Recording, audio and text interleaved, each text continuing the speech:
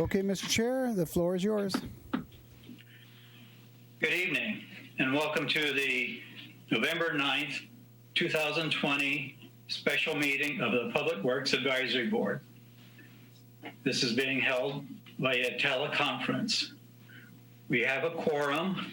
At this time, only member Doug Rogers is not present. All of the other members are.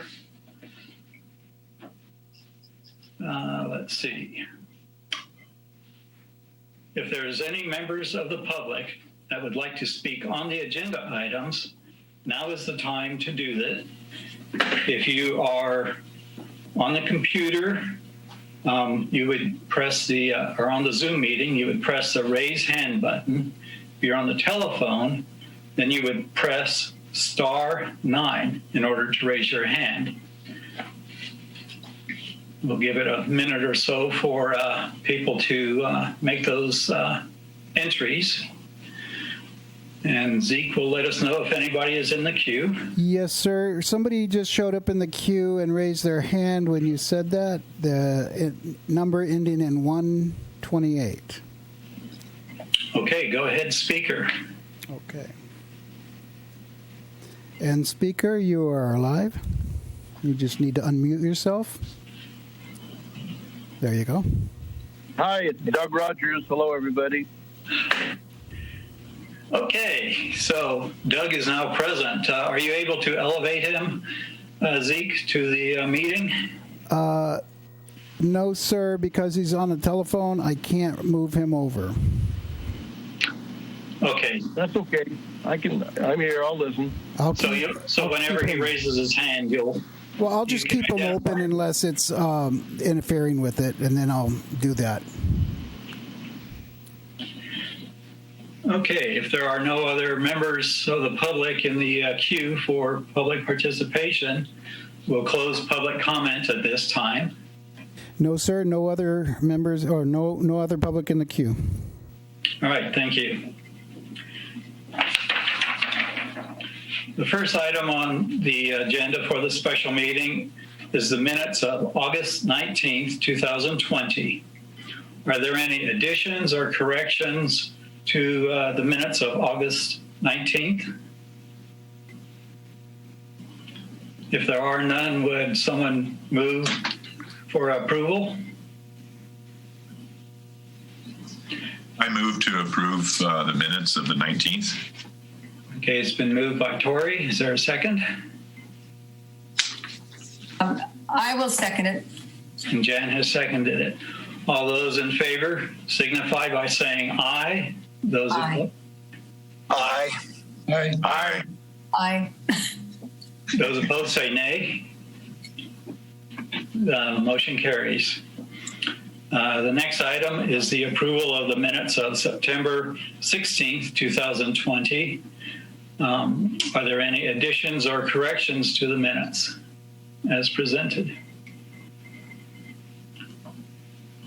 Seeing none, then is there a motion to approve as submitted? I'll move. Okay. It's been moved by John, and Jan, do you second that? Okay.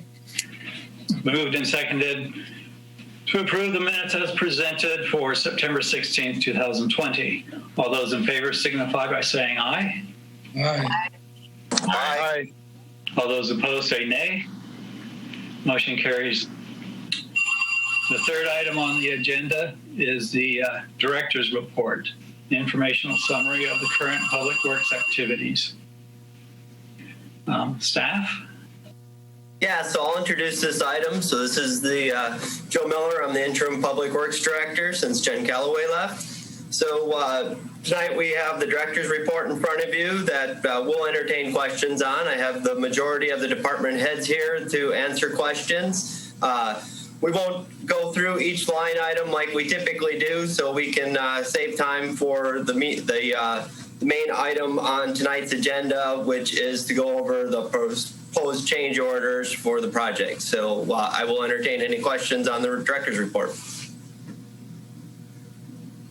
I have one. Just a curiosity question, as most of mine are.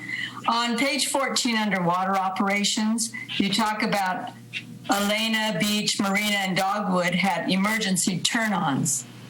And these are all residential neighborhoods, so why would there be an emergency turn-on? So we classify an emergency turn on if someone comes in after hours and wants their water turned on the same day. Mm-hmm. So that would be it's just a classification item. So we consider that an emergency. Otherwise, we turn your water service on upon request within 24 hours. Okay. Thank you. Are there any other questions on the director's report? Tori, do you have anything? Well,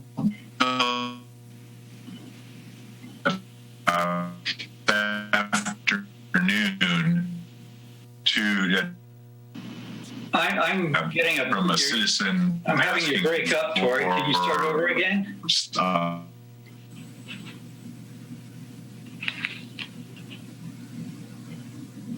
Am I the only one that was not able to hear Tori? I had problems too. Yeah, okay. Yeah, I didn't get any. Okay, let me try to move up here. I just wanted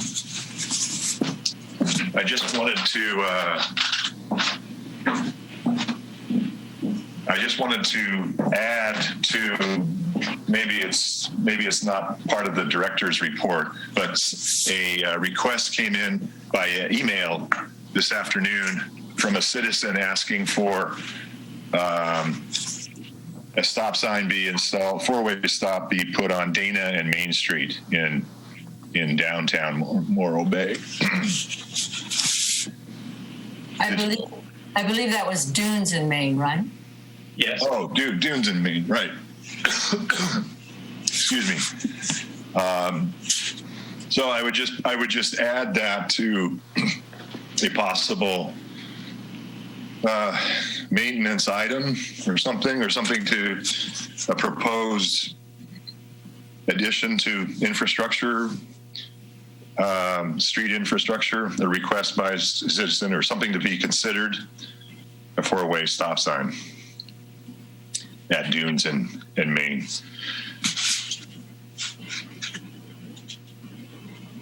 All right. Thank you, Tori. Is there anything else that you had? Yeah. Okay. I do not. Thank you, Mr. Chairman. Hey, John, do you have anything? Yeah, I've got a couple minor things. I'd like to give compliments to Matt Bishop. I sent in a couple of reports of some maintenance requirement for a sidewalk on North Main near Spencer's, and also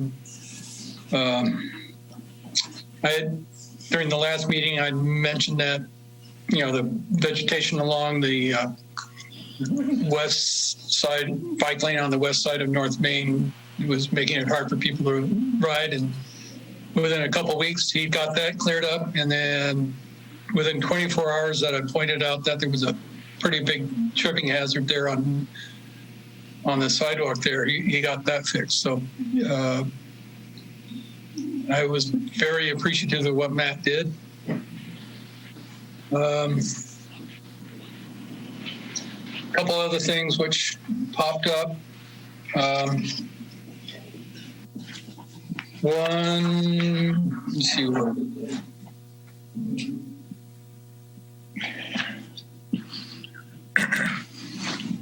Who's paying for the design work for the RFP for the City Park Transit Hub project? Is that being paid for by a grant, or is that something the city has to pay for?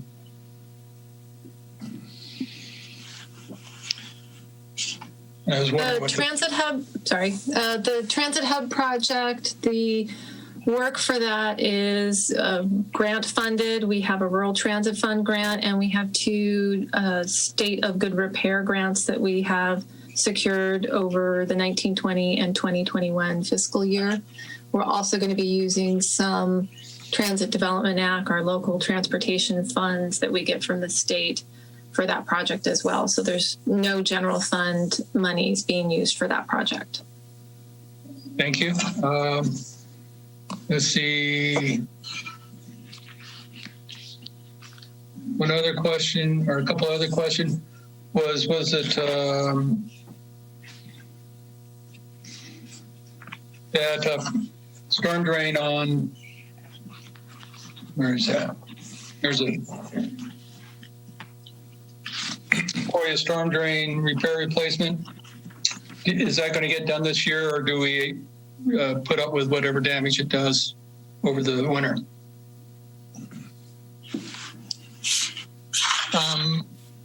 This is Rob Liebig, city engineer. As funds are available, we'll continue to do projects, but we'll likely need, before we can fund that one, we'll likely need to go back to council perhaps at the first quarter for an appropriation for that. Okay, and I don't believe there's funding available. And I don't, so what happened? Okay, so Sequoia and Laurel, what happens if we don't fix those during the winter? In the short term, probably not a whole lot. They're not huge leaks in the storm drain, but they're not going to get any better. So they're going to cause, downstream erosion, probably eventually damage to the street, and will cost more in the long run. Okay. And then the other one was for the payment program. We've basically suspended all work for last year and this year, except for emergency. Is there a criteria for identifying what emergency work is? The council appropriated through Measure Q, I believe, was $40,000 for hot mix AC. So mass crews are using that money to do basically potholing. Okay, if I see something which pretty heavy rutting and stuff, do you want to know about it, or don't worry about it? Oh yeah. Okay. We'll keep track of those, and as the crews can get to those, we'll do repairs. Okay, I think that's all I had. Thank you, John, and remind people to turn your mics off when you are not on the air. Next, Chris, do you have any questions on the director's report?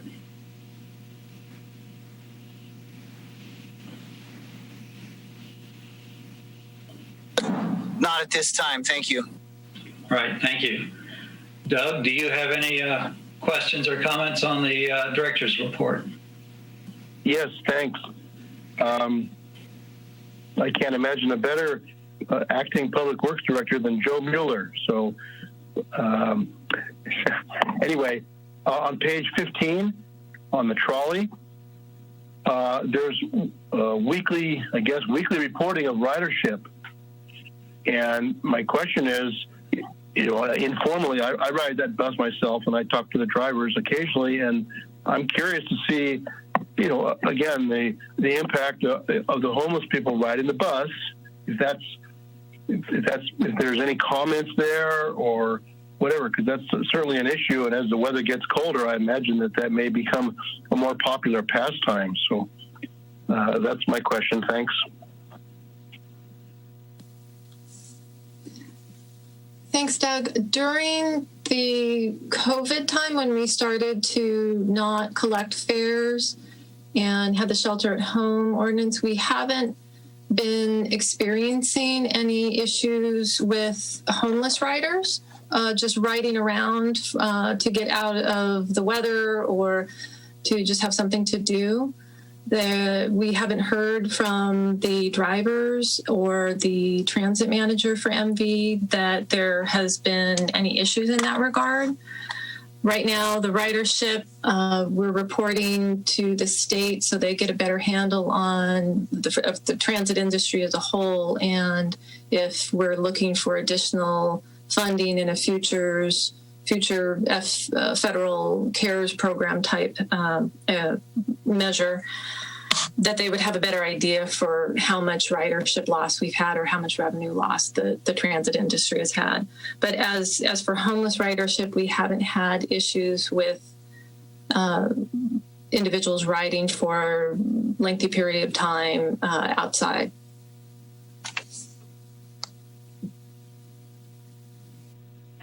Thank you. All right. Thank you, Doug and Janine. I also would like to comment on the pavement improvement, the patchwork that was done there at Paula and Greenwood. That's been needing a large area patch for a long time, and it looks beautiful right now. I also received that email from Sean Green, and I sent a note back to him agreeing that I think there is a problem at that intersection, and not only with the vehicle accidents, but it's a popular area where a lot of pedestrians try to cross Main Street, and it's difficult for the cars to slow down at that area. Or it's not so much difficult, it's just that people don't pay that much attention to the pedestrians as they're trying to cross. So I do hope that sometime in the future we can address the possibility of changing that to a four-way stop. With that, we'll move on to the, unless there's any last minute comments on the director's report, we'll move on to the next item. Yeah, I'd like to ask Rob, what is this? I forget what they call it, but there's some criteria for putting a stop sign. Has Dune and Main been looked at for a four-way stop? Yes, we do have a criteria. We use the California Manual of Uniform Traffic Control Devices to evaluate a intersection for traffic control devices, and it needs to be warranted to require that installation. In fact, in 2015, City Council adopted Resolution 67-15, which said, in part, no unwarranted traffic control devices shall be allowed within the city rights-of-way, within the jurisdictional boundaries of the city, whether installed by city forces or private parties. So we do require some analysis of those intersections before we put in any traffic control devices. There are several warrants that are possibilities that could be met. There's volume warrants, there's pedestrian warrants, and there are collision warrants. Typically, on the collision warrants, it's 5 collisions within a year is a typical number. Very few intersections in Morro Bay warrant a stop sign or any traffic control device. Most of the ones that were put in the downtown were unwarranted.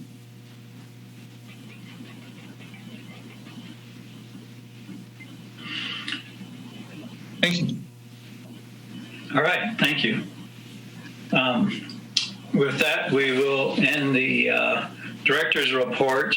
And I guess one last thing about the director's report, or not so much the director's report, but just a general announcement that there are 5 potential vacancies on the Public Works Advisory Board. So I hope the public realizes that they have an opportunity to apply for the Public Works Advisory Board, and they should contact staff, go to the Morro Bay website to apply for next year. There are 4 members whose terms will be expiring, and it's encouraged that, I'm encouraging them to reapply, and there's 1 vacant position that has been vacant for several months. So there will at least be 1 definite opening for a new member. So with that little announcement, we will now move on to item 4, which is the review of the potential change orders for the water reclamation facility. Yes, Eric and Joe and Rob have this, so I'll turn it over to them for a presentation. Yeah, so Eric's going to handle this item, and he'll be starting with the presentation.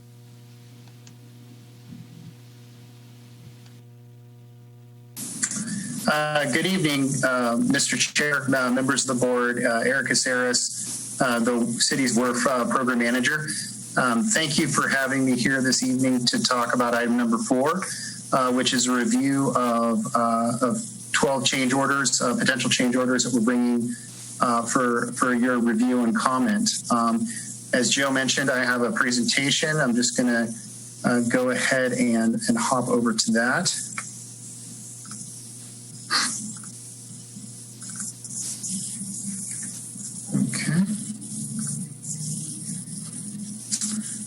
Great. So again, this evening we're going to be talking about a review of potential change orders for the water reclamation facility. Just a little bit of background really quickly. I apologize. Just want to minimize that. For a little bit of background, I think that everybody is probably familiar with this process that we've been going through on the design build project for the WRF. But we have, I wanted to go over a little bit the steps. What is a PCO? So again, a PCO is a potential change order that we bring for consideration by PWAB and then finally by approval of City Council. On approval by City Council, the guaranteed maximum price for the water reclamation facility is modified in accordance with these PCOs. And as I mentioned here previously, we have a total of 12 PCOs with a total cost impact of about $835,000. So as I mentioned, I did want to review quickly what is a PCO and how do we get to where we are today. So it really starts with a suggested change to the water reclamation facility. So as we go through and we're working through the process, we identify something either through a review of the plans and specifications or meetings with the design build team. We identify potential changes. So the first thing that we do is we look and see if that change is a material change in the design build scope. So we identify something may have been missed by the design build team or misinterpreted from the contract language. And so that's the first thing that we do before something becomes a PCO. We make sure that one, it's not already in the design build team's scope of work. Then it wouldn't become a PCO because it wouldn't be a contract change. We typically develop a raw order of magnitude cost, an estimate that we first work off of, and this is often kind of the first gate that we go through in terms of moving forward with a potential change. For example, we might identify something that might be a nice to have, and then we get an initial estimate back from the design build team, and it may be on the order of $100,000, and so we sit down and we say, does it really make sense for us to take this any further? This was something that was nice to have, not necessarily need to have, and at $100,000, it isn't something that we're interested in moving forward with. So again, based on that raw order of magnitude cost, we make a decision at the staff level if we're going to move forward. We then go through and we develop a draft PCO. So a draft PCO has a good amount of detail, and it's developed by the design build team's cost estimating group based on the change that we've identified.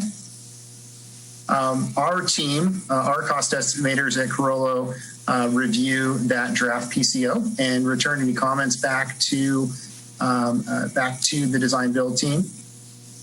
We discuss those comments, and then we develop a final PCO and negotiate. Did receive a question from a member of the board on the negotiation process that we go through. And I just wanted to kind of clarify, there's really two things that we do as it relates to the review and negotiation of the PCOs. And there's really two big items. One is kind of what I just described, where we receive essentially a bill of materials and some unit prices and quantities. And we go through and we vet those based on the change that we've identified.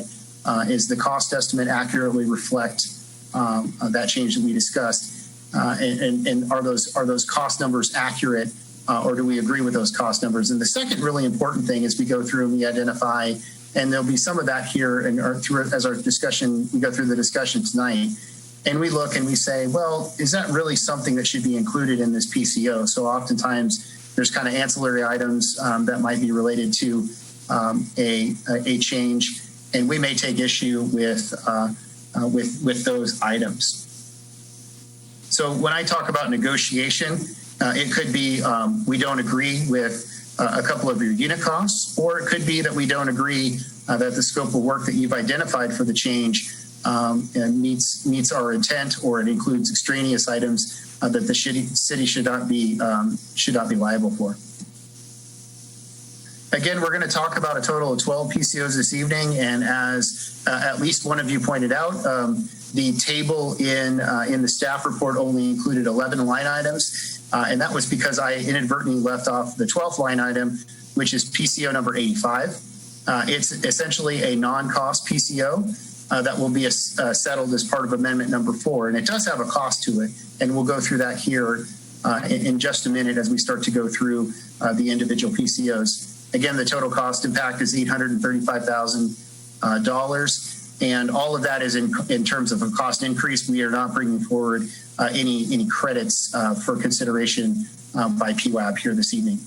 A little note, amendment number 4 would reduce the remaining contingency for the water reclamation facility component of the project to about $614,000.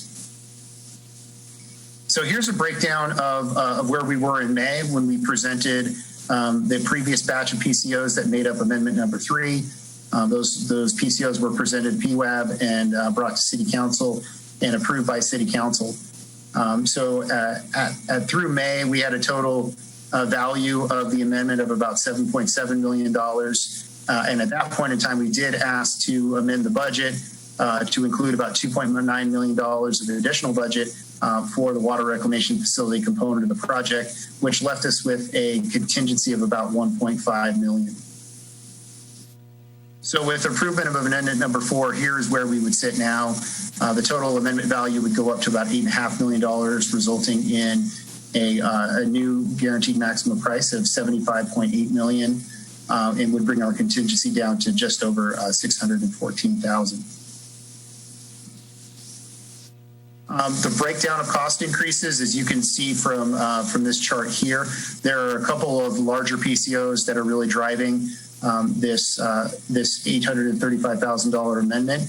And again, I've identified every single PCO, all 12 of them that we're going to go through here this evening. But I will spend a little bit more time on some of the larger PCOs in the interest of time. But again, I can answer any questions about any of the PCOs after the presentation. As we have done with the last several amendments, we take those PCOs and we identify the rationale for inclusion of those PCOs. So you'll see there's really 3 main categories that are driving the total PCO value here this evening. It's environmental constraints, about $250,000 or a little less than a third of the total cost. Improved operations, which we'll go through. A number of these PCOs were identified early on in the design process, and only now have we brought them to PWAB and City Council for final review and approval because we have the information necessary to identify the magnitude of those costs. And then we have changing conditions, and this item is primarily related to the soil slip that we've discussed at previous PWAB and City Council meetings. We also have a little bit of cost associated with reliability and redundancy, and no items related to construction cost savings, as I mentioned earlier, or necessarily long-term O&M savings. Sometimes that can flex between improved operations and long-term O&M cost savings. So those 2 categories can sometimes blend into each other there. So as I have done in previous amendment discussions, I'm going to go through these. The PCO is not in their numerical order, but in the order as they've been grouped into these different categories. And I'm going to start with kind of the largest category first and kind of focus on a couple of the larger categories first, and then talk a little bit about reliability, redundancy, and some of the smaller items towards the end. The first item is the CDFW site access restrictions. Again, this was something that we've discussed at numerous public meetings. This is PCO 71. As you can see in this slide, we have the erosional feature, which was the key element that we had been in discussions with CDFW going back into late 2018, early 2019. And this erosional feature was identified in the environmental document and subsequent environmental reports. And we worked with both the U.S. Army Corps of Engineers and the Regional Water Quality Control Board, and determined that we did not need a 401 or 404 determination for this erosional feature, that it was not jurisdictional as a water of the state or a water of the United States. But we had some issues with California Department of Fish and Wildlife in terms of getting their concurrence on this. So as a result, we issued a notice to proceed on March 20th of 2020, but the contractor was not allowed to enter that erosional feature until we got the final streambed alteration agreement in July 14th of 2020. So as we have discussed also previously, we worked very closely with the design build team to try to mitigate as much of the impacts to the project cost and schedule as we could. And we had originally estimated this impact up to about $1 million. Again, at one point in time, we took and we bifurcated this particular issue into two separate PCOs. This PCO that we're talking about here really has to do with the value of the additional work that we've done with, that we asked the design build team to do to mitigate the issue and kind of work around and change the order of their work. We received a draft PCO value of $589,000. I'll call it $590,000 from the design build team. Upon review of that cost estimate, we negotiated a value of about $554,000. And as you'll notice, the negotiated GMP impact is only $254,000 because we have decided to essentially use our remaining environmental allowance that we have for the project to help reduce the impact to the GMP for this particular change order. Because it is environmentally related, we can't do that. And I can answer any questions if folks are not familiar with the allowance, the environmental allowance that was included in the original GMP value. The second component, this is the elusive 12 PCO that was inadvertently not referenced in the staff report. This is PCO 85. Again, it has to do with the site access from the CDFW issue, but is the compensable delay. So essentially, the design build team claimed that because of the delay in their access to this erosional feature, it therefore delayed the construction and extended the construction end date. And as a result, they requested additional general conditions cost to cover that schedule extension. We brought on a P6 scheduling expert to review the baseline schedule and the delay claims. And upon review, we identified that the work that we requested as part of PCO 71 eliminated any schedule delays. So the changes that we made actually didn't result in an increase in the project schedule. And so that draft PCO value that was presented to us for $562,000, we essentially negotiated that down to zero. So just to summarize the CDFW issue, we had initially estimated that it could cost about $1 million. The potential GMP impact was essentially what the design build team brought to us was just over $1.1 million. And at the end of the day, the actual impact of the GMP that we, through negotiation and through use of our environmental allowance we have available, only resulted in a cost increase to the GMP of just over, of just over $250,000. So that is the environmental constraints category. If you've gone back and looked at previous staff reports from either PWAB or from city council meetings, you'll notice that we've called that category either environmental constraints or environmental constraints / biological opinion, because most of those are driven by the biological opinion that we previously agreed to with U.S. Fish and Wildlife. So you may notice those terms kind of used interchangeably. Then we'll move on to improved operations. So we have a number of PCOs that we had identified again earlier in the process that were aimed at trying to make operations more streamlined in the future. So you can see the number on this one is a dead giveaway that it was something that we had identified quite a while back. I think we identified this back at the end of 2018, and this has to do with getting like equipment across different processes. And again, we had this as a kind of a placeholder in our PCO log because we couldn't really identify the impacts until we went through some of our major equipment procurements. So just to go into a little bit of detail on how the equipment procurement process works for this particular design build project, we have a contract with the design build team or agreement with the design build team that says for different processes, they have to use a select group of manufacturers. And in this particular case, we're talking about blowers or compressors that we use throughout different processes within the wastewater treatment process. So they have a list of different manufacturers that they can choose from, and they solicit bids from, and they select the lowest cost of those particular listed manufacturers. And if for some reason the city wants to not go with that selected manufacturer that is lowest cost, then we can do so at a cost to the city. So in this particular case, we reviewed the blower information that came back from the procurement and identified that by going with the second low manufacturer, we could keep equipment consistent across the facility. I think there's a total of 7 blowers that could be kind of half and half by different manufacturers, or we can stick with one manufacturer. The benefit of that is long-term operations and maintenance. The facilities is only dealing with a selected number of manufacturers for maintenance and those kinds of things. Maintenance activities in terms of the preventative maintenance activities are the same between different pieces of equipment.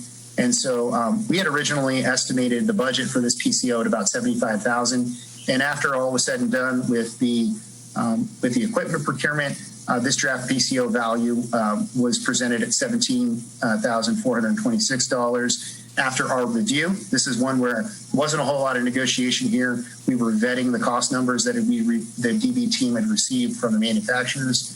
That was identified and negotiated to $17,000.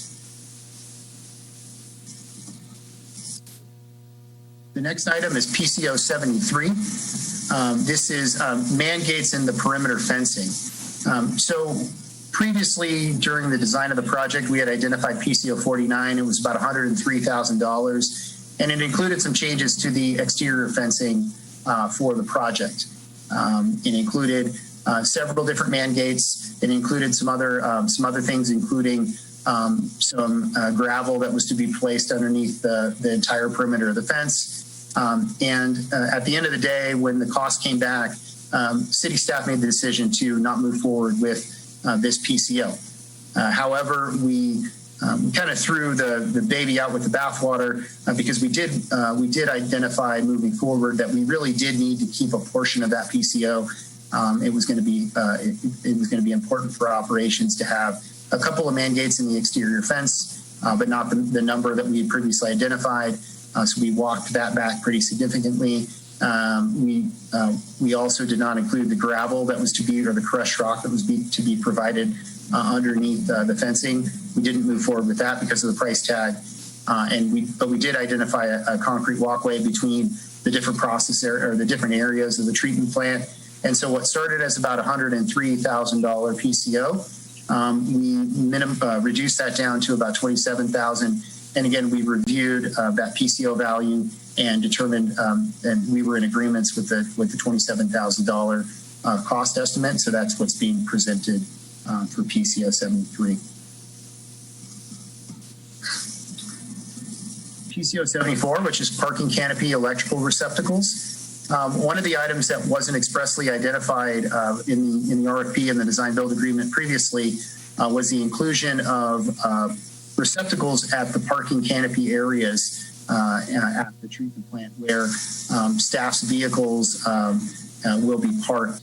So one of the items that was added was it's a total of 7 outdoor rated duplex 120 volt electrical outlets on the different poles throughout the canopy, so that the city can use that to charge batteries and those kinds of things.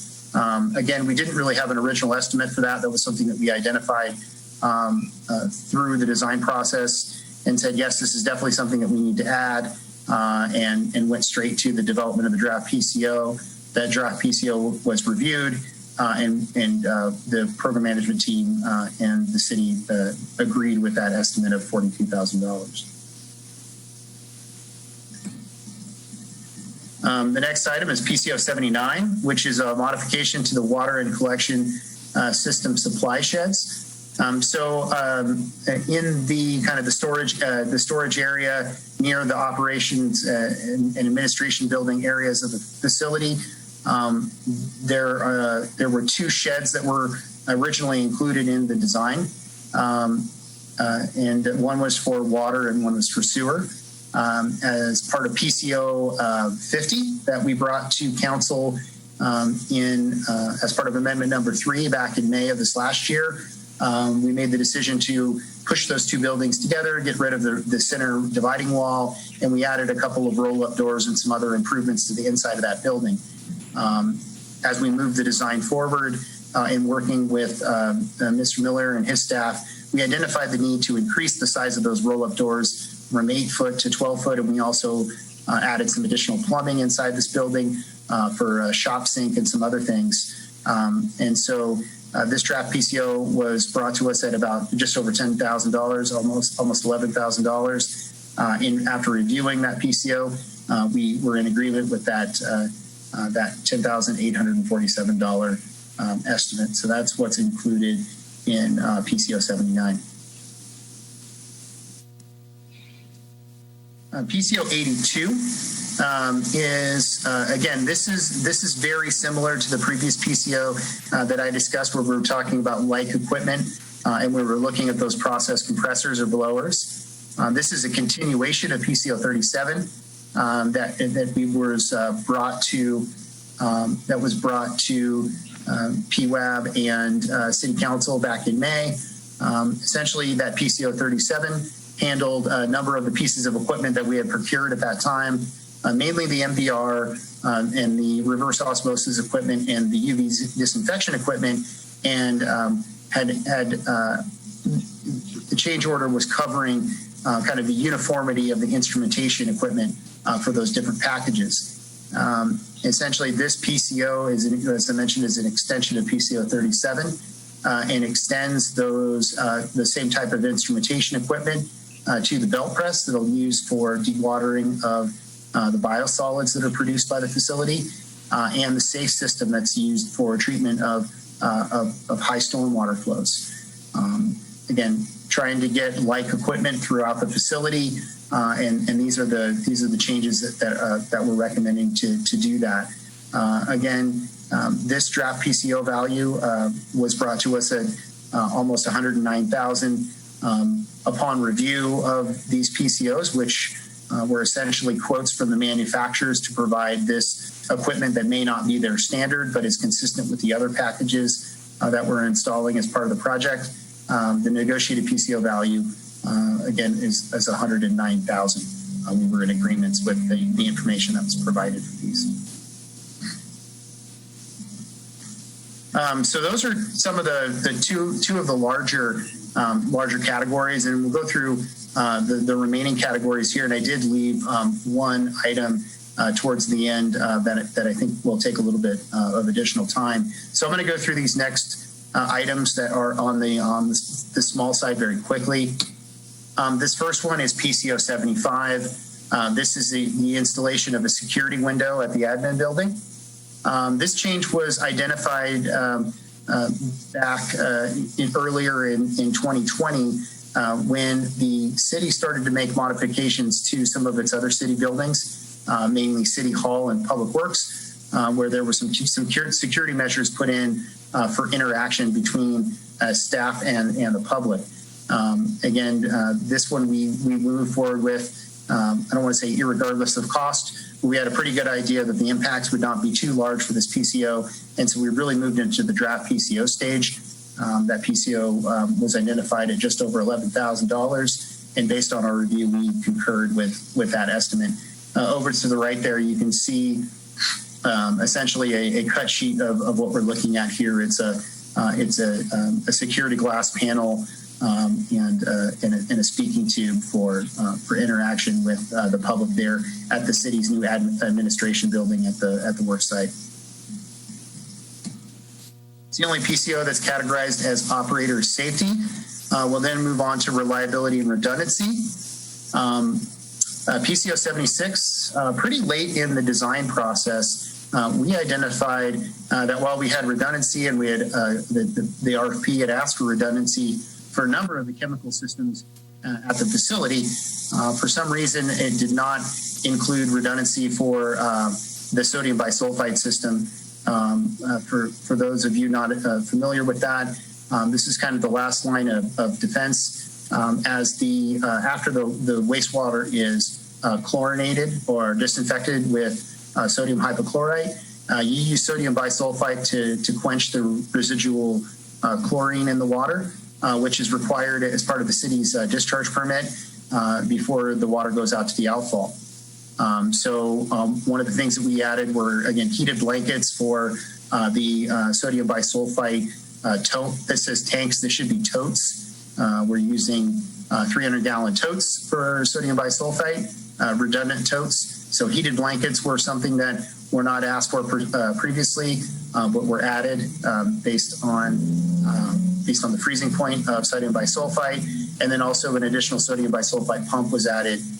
Again, the draft PCO value for this was $58,000. We reviewed that PCO and agreed with the $58,000 estimate there. So again, an additional sodium bisulfite pump and the heated blankets. To the right, you can see a little diagram. The elements in red are the new elements in the process and instrumentation diagrams. Just a little way to show exactly what we're talking about. Changing conditions. This is one category, kind of the third of the three major categories that comprise the $835,000 price tag for amendment number 4. The first one is PCO 72, the owner trailer utility hookups. For those of you who have been on the site, we do have a number of trailers on site. A couple of those are associated with the design build team. They have a trailer, as well as our electrical subcontractor has a trailer on site. The program manager also has a trailer. So when our trailer was delivered, we had the opportunity to either facilitate utility hookups for that and charge the city for those utility hookups, or to ask the help of the design build team to provide utility hookups to the program management trailer. We also asked them to install a mailbox at the end of the driveway. And I assure you that the utility hookups comprise the vast majority of, for those of you that have looked at the details of the PCO, the vast majority of this PCO, that's just shy of $20,000. Again, upon our review, that number was acceptable to the program management team. Water shutoff valve in Teresa Road. This is an item that was requested by city staff to do some potholing to verify the valve arrangement in the street. And so this resulted in a relatively small change order of about $5,000 for the potholing activity and the backfilling and the paving of that pothole there in Teresa Road to uncover and better characterize what was going on under the ground. Our last PCO is one of our larger PCOs. Again, this is another one that we have been talking about for a number of months. And this is the soil slip or the landslide that occurred at the water reclamation facility back in May of 2020. Here is a diagram showing the size of the soil slip. This is an aerial with the dimensions here. And you can see there's a couple of people that are standing there above that fissure that occurred there in the ground. It occurred while earthwork activity was happening kind of below on this cut slope that the design build team was working on. So again, the landslide occurred. It was it was noticed on the afternoon, evening of May 5th. Our original thought was this landslide had occurred through activities that were caused by the design build team, and we did an exhaustive analysis of their geotechnical report. So maybe I'll just get into quickly before I talk about the analysis that was completed by Earth Systems Pacific and Yeh and Associates, who those two firms are. So those are two well-respected geotechnical firms in the San Luis Obispo area. Earth Systems Pacific was hired by the design build team to complete their design level geotechnical report. Yeh and Associates was previously contracted with the city and the previous program manager to do a conceptual level geotechnical report for the site, and that was used as a basis for the design build teams to develop their proposals back in late 2017, early 2018. So after this slip occurred, Earth Systems Pacific, who's the design build team's geotechnical engineer, they came on site and did an analysis of the soil slip and why they thought it had occurred. That report was provided as an attachment to the staff report, and so they completed that report. And we had Yeh and Associates do a peer review of that report, as well as an exhaustive peer review of the design level geotechnical report that was done to finalize the design. And it was the opinion of Earth Systems Pacific that the slip was the result of an ancient landslide, essentially a pre-existing condition. A pre-existing condition that was not identified by either Yeh and Associates through their underground investigations back in 2017, nor was it identified by Earth Systems Pacific through their analysis that was done in either it probably would have been early 2019. Yeah, I think it occurred not in late 2018, but early 2019.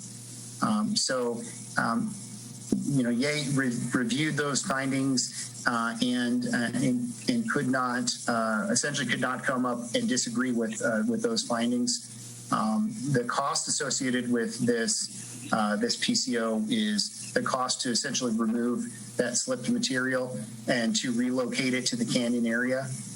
That was the extent of the remediation, as well as some additional engineering cost for redesign of the site, of the civil site work.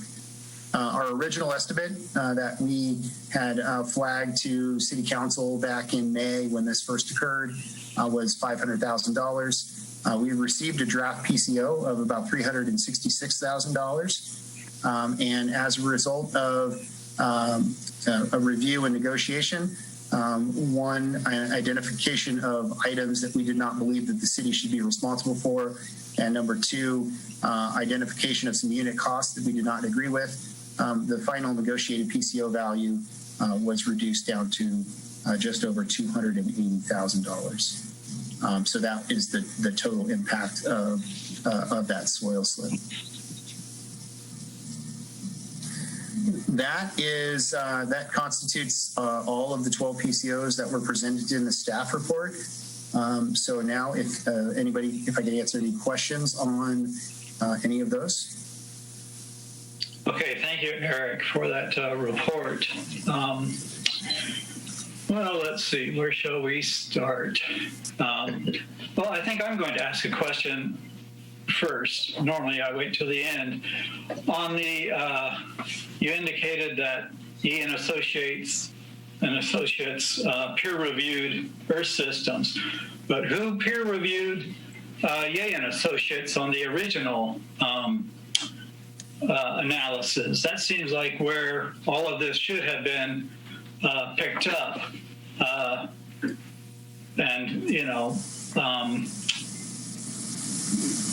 why did this happen? Why did they miss it? I looked at some of where they did their test drillings, and it looked like they should have picked this up. Any response on that? Yeah. So,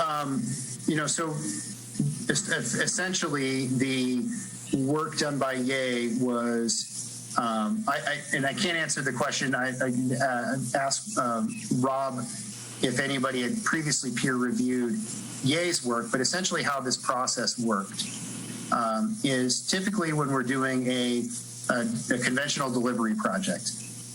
So we'll point to the pipeline portion of the project, for example. We would have a geotechnical engineer come out and do a geotechnical investigation, a full-blown geotechnical investigation, and based on that, they would make recommendations that the design engineer would then take and use to design the project. For this process, Ye came in and did a cursory geotechnical investigation because it should be the responsibility of the design engineer to essentially make their determination on the geotechnical conditions because they are liable for the design at the end of the day. So what Ye did initially was did a cursory geotechnical report, and that geotechnical report was a way to kind of baseline and set some level of information for the design build teams, to individual design build teams that were proposing on the project to propose on. So, for example, there have been a number of items, or there were several items that were identified in Ye's report that the Earth Systems Pacific came back, and after they finished their report, they said, we don't really agree with Ye based on the additional analysis that we've done. For example, there was a PCO, and the number, it escapes me right now, that was negotiated previously, where exactly that happened. Earth Systems came out and said, hey, we've now done our geotechnical investigation, which is to another level of rigor than the one that you previously did, and we found something a little bit different based on our analysis. And Ye looked at that, and we looked at that and said, yeah, you're right. Based on your additional analysis, you don't agree with the work that Ye did, and we negotiated a PCO for some additional improvements that needed to be done below a couple of the water-bearing structures. In this case, Ye's borings did not pick up on some type of pre-existing landslide or something underground. Neither did Earth Systems. And the biggest issue at hand was the recommended slope for that area. Ye came in and said, preliminarily, we believe that you can cut the slope back at a 2-to-1.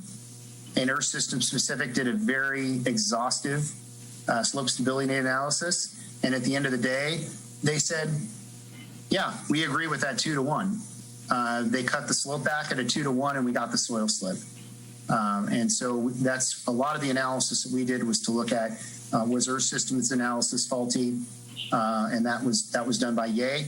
And again, Ye had some questions about their slope stability analysis, but at the end of the day, they said that based on if they would have done the same analysis, they would have come to the same conclusion in terms of the slope. So all signs point to this being something that was already pre-existing underground. And when these types of situations happen, they're not things that are the responsibility of the design engineer. The design engineer, is given the site not with the assumption that there is no pre-existing slides or anything like that underground. And if those occur, they're typically the responsibility of the owner. Yeah, I understand that the design engineers base it on the reports. I was just concerned as how come there isn't more kickback onto the people that generated the reports that we were basing everything on. In this instance, So that's a good question. But I think that this soil slip was relatively small, or the area where it occurred was relatively small to the whole site. You can't do. It's one of those. It's one of those things where you can't pothole absolutely every, or you can't do borings on every single square inch of the site. And sometimes these things aren't identified during the underground investigation. Do we think that their analysis was sufficient? Yes. But it was something that neither one of these firms did identify in their analysis. Okay, thank you. I'll let, if anybody else has other questions on that, I'll let them bring that forward. This time I think I'll go in reverse and start with Doug. Do you have any questions of Eric or the team at this time? Thank you. Yes. Yeah, Eric, could you elaborate on the contractor's environmental allowance? Sure. So originally, when the city put out the RFP for the project, they said that as part of your guaranteed maximum price in your proposal, you shall include a $1 million environmental allowance as part of your GMP. So the original GMP for the project was $67.5 million, roughly. So of that, $1 million was held aside for environmental allowance that the city could direct the design build team to use in whatever the way they saw fit as it related to environmental items. So we started off with about $1 million, and we initially used that $1 million allowance to make some modifications to the stormwater system. That was proposed by the design build team in order to make the permitting more straightforward with the Regional Water Quality Control Board. We also used some of that environmental allowance to cover the biological monitoring, the archaeological and paleontological monitoring for the site that was required and identified as part of the environmental, the program, Project EIR. So we had used those two items had taken up roughly, I'd say roughly half of that $1 million allowance. And so we have about $400,000 left, and the decision was made to, another item that we had was the temporary exclusion fence that we had to put up for the red-legged frog. That needed to be put up as the first item at the start of construction. So we had about $350,000 left in that allowance, and the decision was made to use $300 of that to reduce the impact of this amendment on the GMP.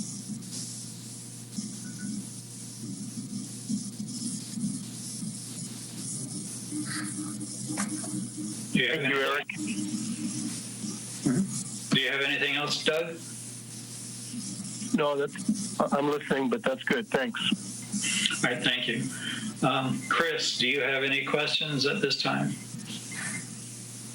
Just a couple comments. I mean, just, on the soils and the two engineering firms, it's just my opinion, if you're going to vet firms to look over one another's work, they kind of shouldn't come from the same sandbox. It just leaves opportunity for collusion or, very small town, very small industry. And sometimes, there's a tendency to want to agree with one another to keep the local working conditions peaceful. Some of those other costs, I just question why, if we turn over, our dollars to subject matter experts, why are we at 80 plus change orders at a very early stage of a project? I used to build and develop for many, many years of my life.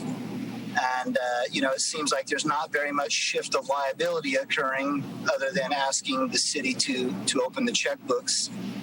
7 outlets, even with conduit and stuff, you're approaching $6,000 an outlet for 120 only. We're not talking, charging stations for electric vehicles. Some of these costs in general just seem steeped, very, very large numbers. I just connected a whole series. You're breaking up, Chris. Of $20,000. So I just see pretty big concerns and pretty big red flags. And the numbers we're approaching at this stage of the game, we're set to go over the budget and the estimate by double digits percentage wise. So I think it's a pretty.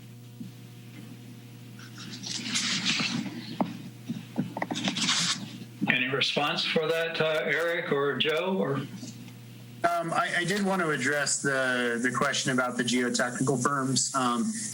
Again, I don't want to say that we hired one we hired a firm to vet the other. It's just the nature of the way that this process works. The city used Yeh and Associates to develop the initial geotechnical report, the planning level geotechnical report. And the design build team was told that you need to do your own geotechnical report. And the only constraints that were put on them were you can't use Yeh and Associates because that's a conflict, because they had previously done the planning level work. So as a result, the design build team was able to choose who they wanted to do that work. And they chose Earth Systems Pacific, who happens to be another well-respected firm in the area. So it's one of those things where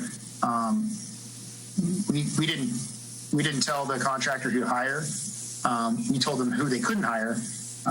But in terms of collusion or something like that, I fully trust the work that Yeh and Associates did to review that.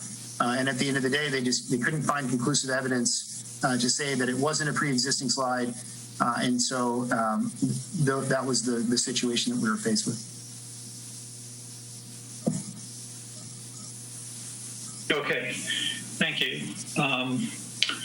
See, next we'll go to Jan. Do you have any questions at this time? Your mic is still muted, Jan. Okay.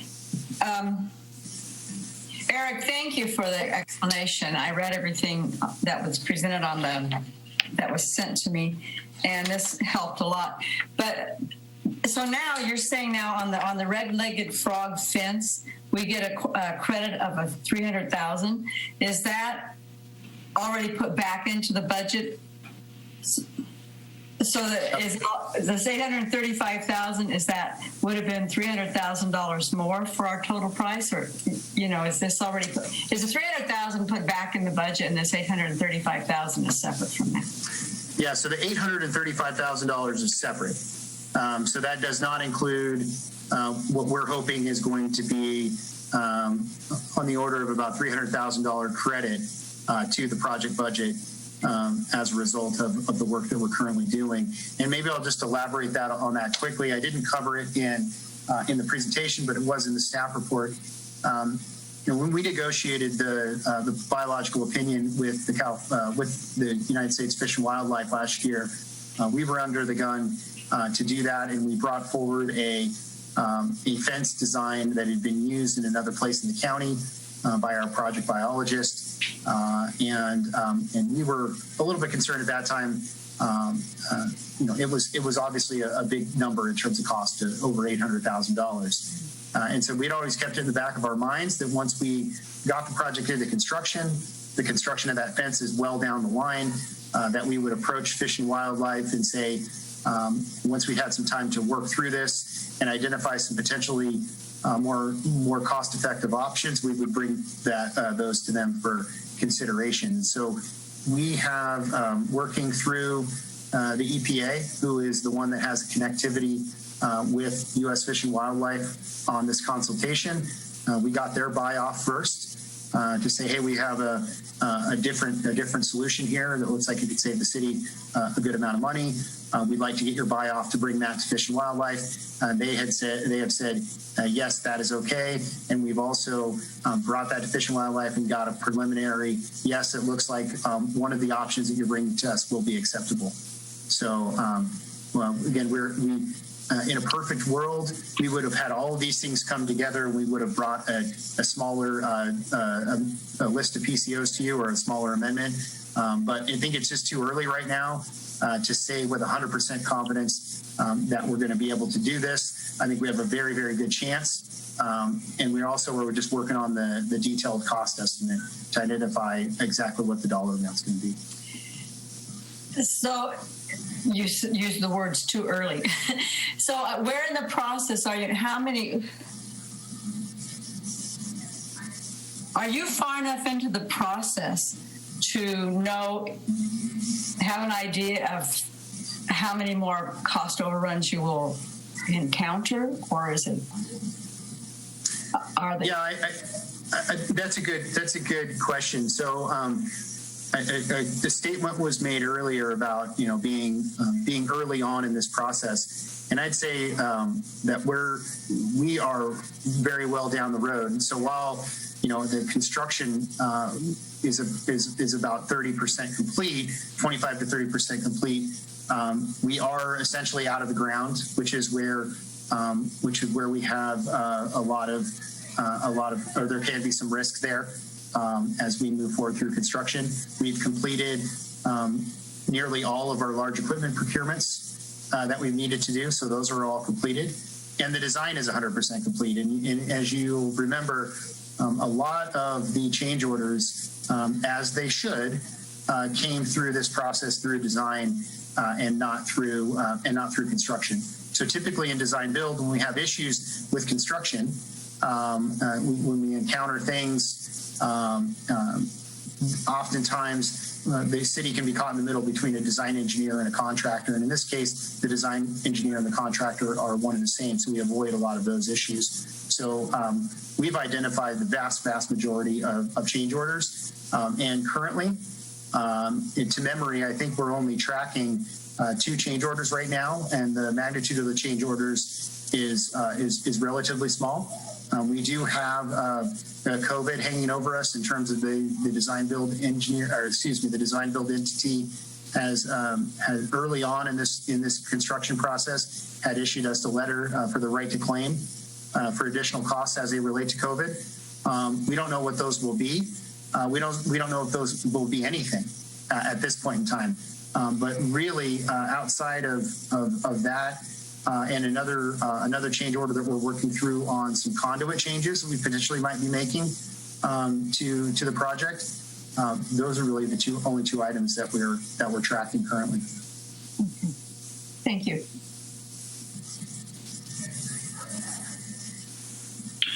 Okay, I don't see Tori on the panel anymore. Did he get dropped off?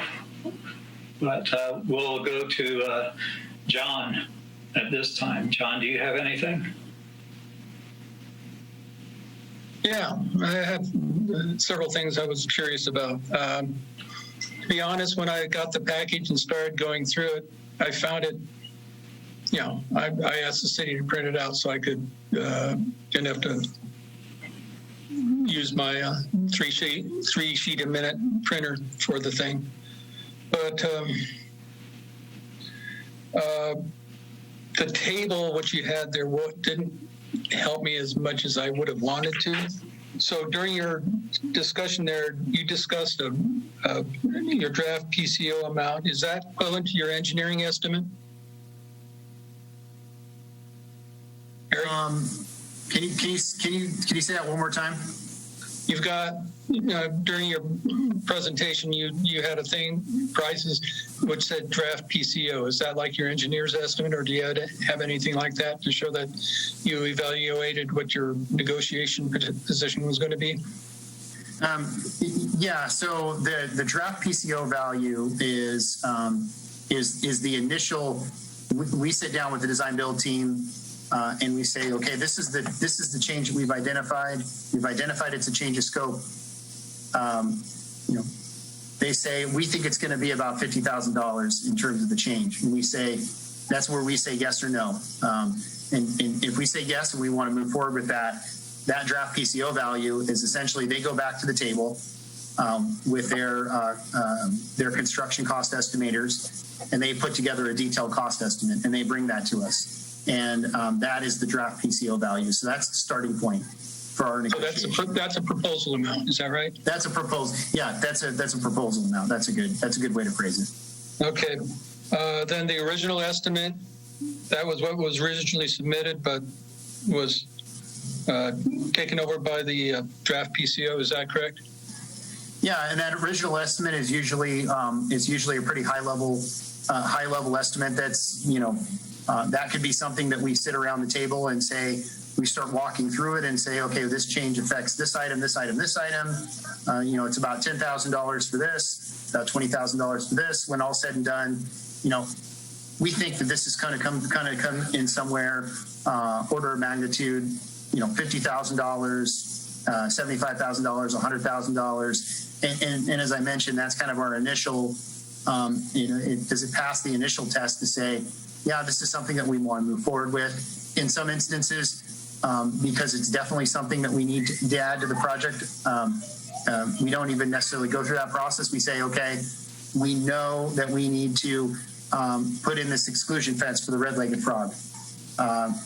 This is the parameters. Develop the draft. It's complex. We can sit here and throw numbers at the wall, but at the end of the day, you need to bring us back a detailed construction estimate or proposal for us to review.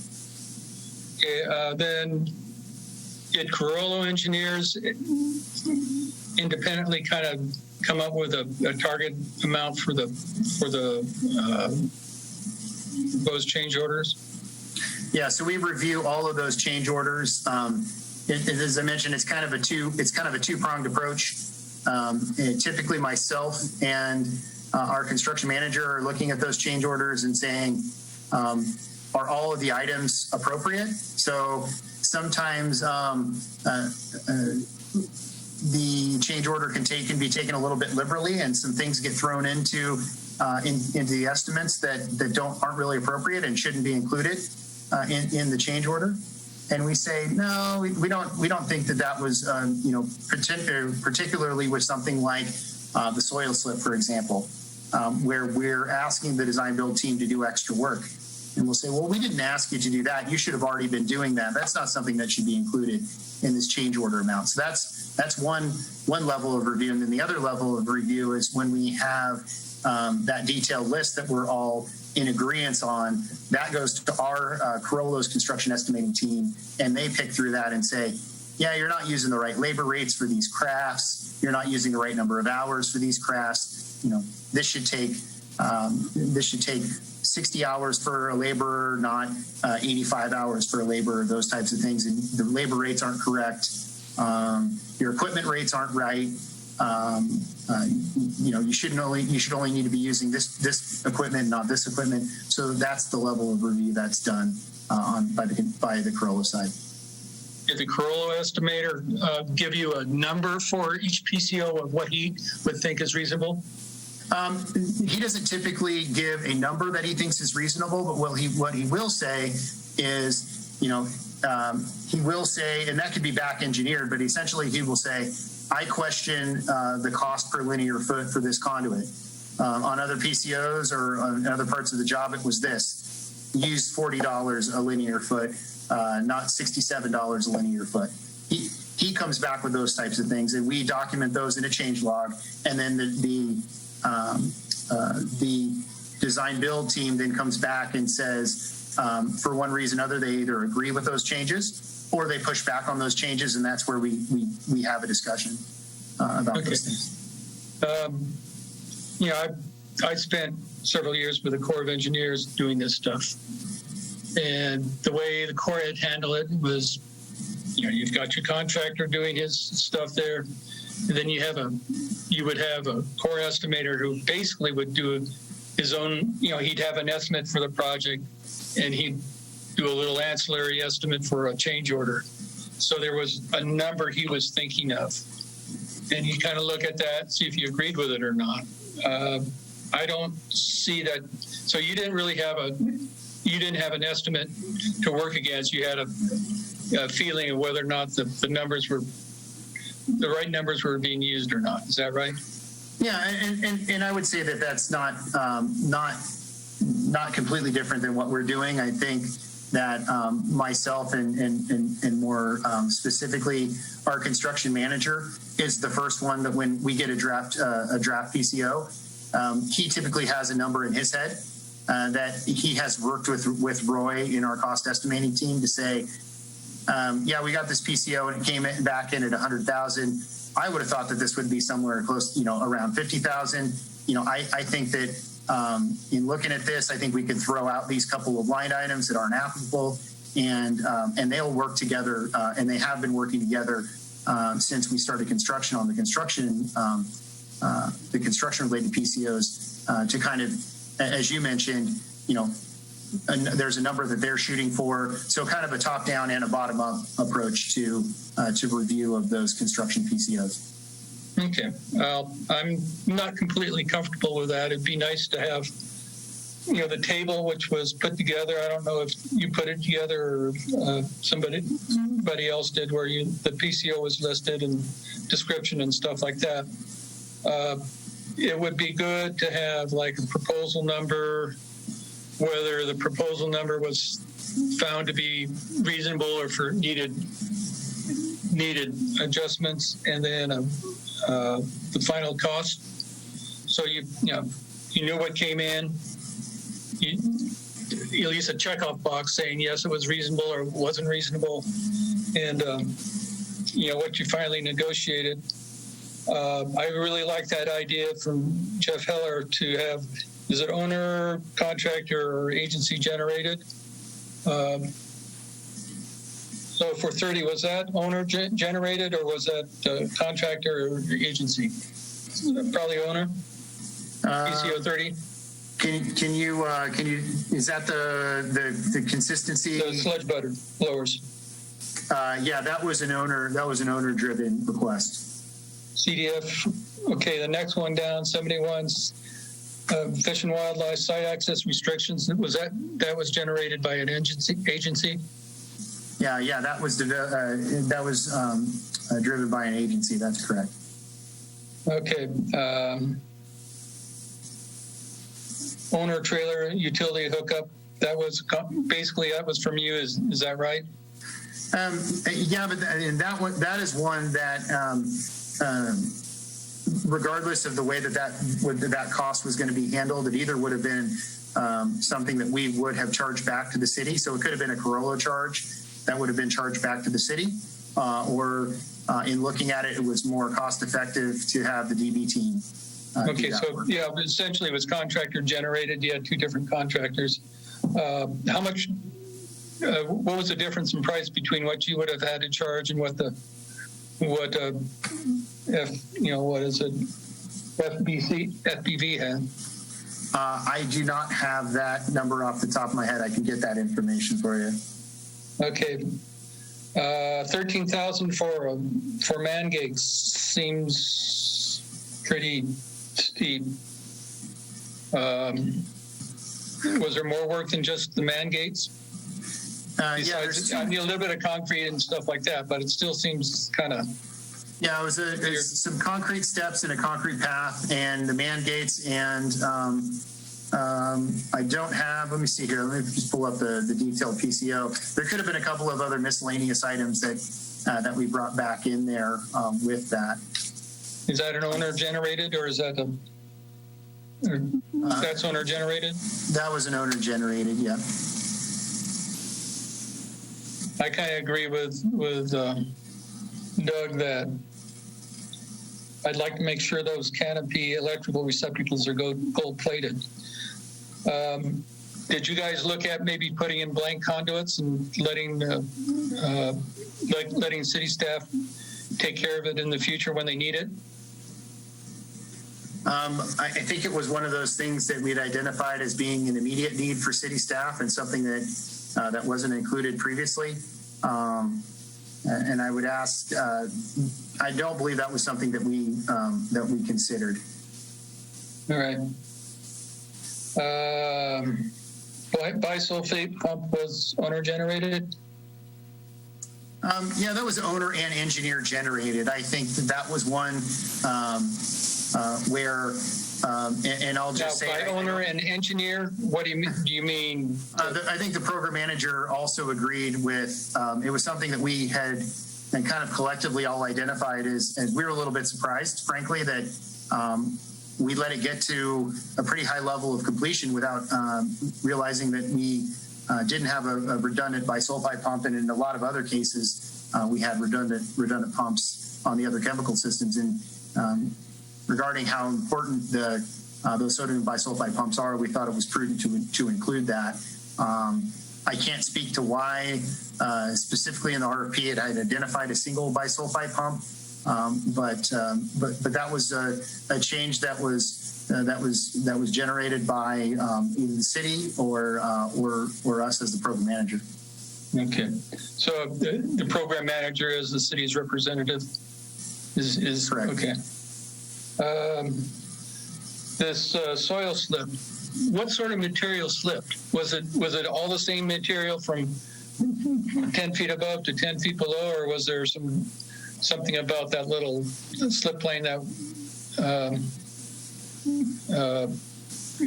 was part of the reason that it happened? I'm admittedly I'm not a geologist, and there's a pretty good analysis that was provided in there by Earth System specific.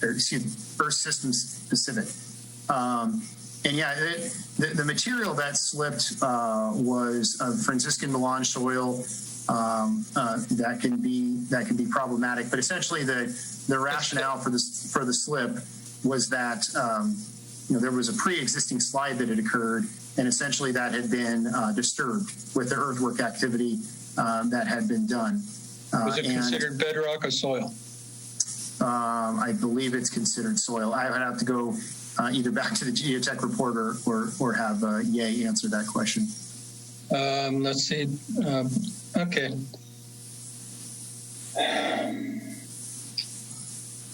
The water supply, I'm not too worried. I assume that was owner. SCADA uniformity, I assume is owner.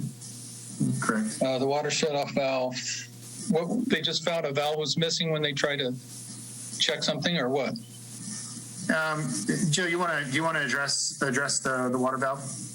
Yeah, I can jump in here. So on the water valve, it's the contractor for the DB team had to tie into the existing city system out in the street, and it was showing them tying in essentially at the property line right outside of the street. City staff went out there, excavated the area, found that that our maps weren't correct, showing the right size line. We tried isolating the line and allowing them to go back into the street and do the tie-in. When we actually operated the valves out in the street, we found that those weren't actually connected to the line. Whale rock also runs right through that area with some lines. So since it was excavating right in the driveway to the construction site, we felt it would be best to bring the contractor on board and work directly with him and the equipment that was on site to excavate and do it more as a team effort than having us there blocking the driveway to the construction site while they have heavy equipment trying to come in. So that's why we did it together as a team. Okay, and then when I used to do these things, I'd have to put in a rationale, basically a negotiation memorandum. At least explain why this stuff needed to be done. And a lot of that stuff, which you had in your proposal, it would have been nice to see before, so I didn't have to say, what's this about? I mean, just looking at the stuff you had there, I could not guess the reasonable whether the numbers were reasonable or not. It would have been really nice to have some better information there.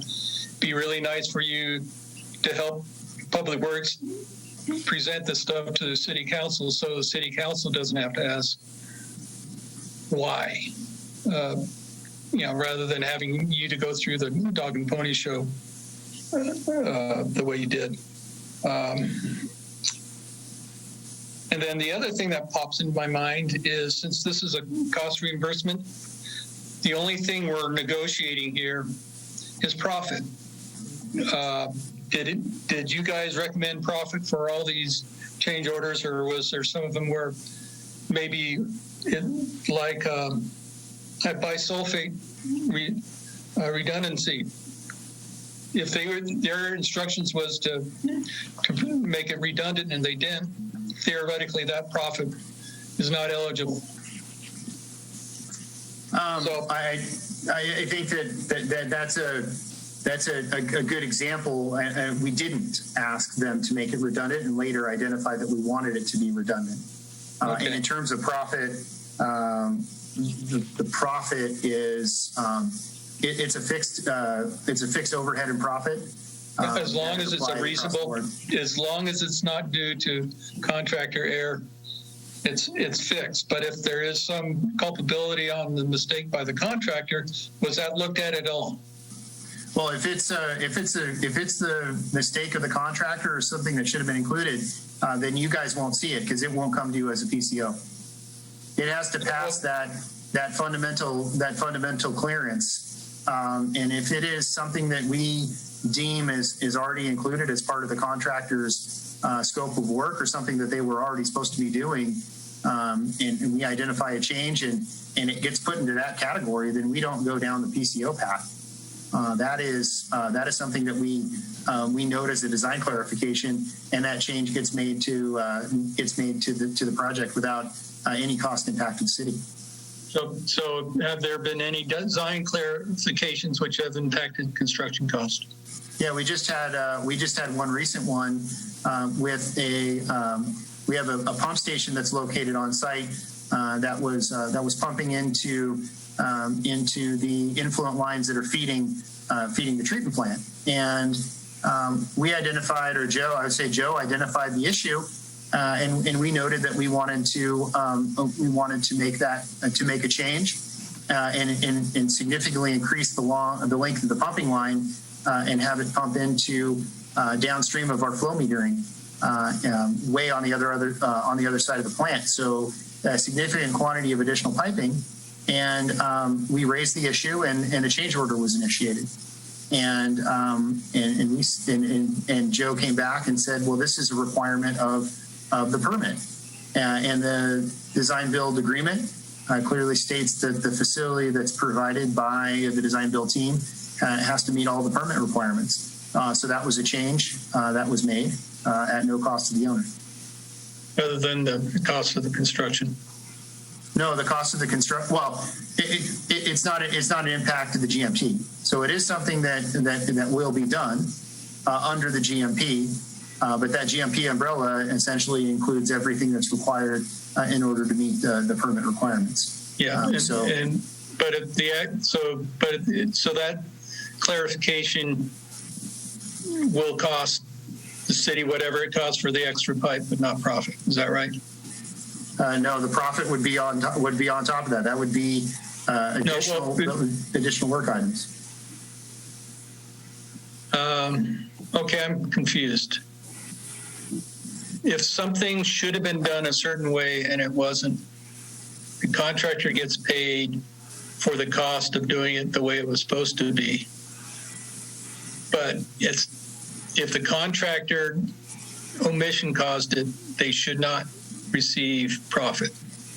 No, the assumption was that it was always going to be done that way under the GMP, and so they are eligible to do that work. So we told them do it the way that we said that you should do it, and they do that work, and that work gets invoiced, and they get profit on top of that. Well, the way I understand a cost reimbursement contract here in California is you set a price based on the construction of what the profit's going to be. That profit doesn't change unless it's approved in a negotiation. And if construction costs would exceed that profit level, that's too bad for the contractor. He still gets his cost. He doesn't get the profit if there was an error in the design. So that's not the way that this contract is a cost plus contract. It's a fixed price. It's not cost plus because that's illegal. It's a cost plus fixed profit. Correct. So a fixed profit means the profit cannot change unless it's negotiated and approved by council.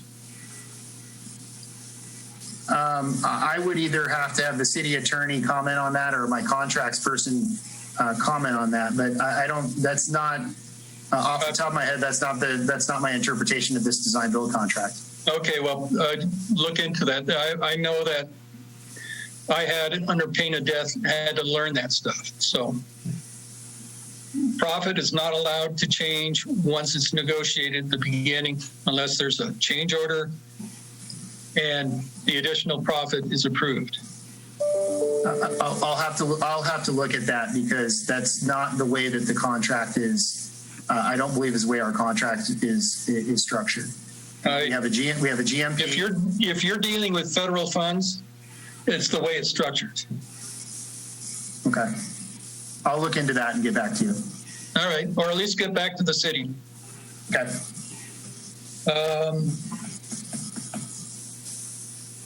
I do appreciate your presentation there because it kind of helped everything kind of get to the point where I understood what you were trying to do. Thank you.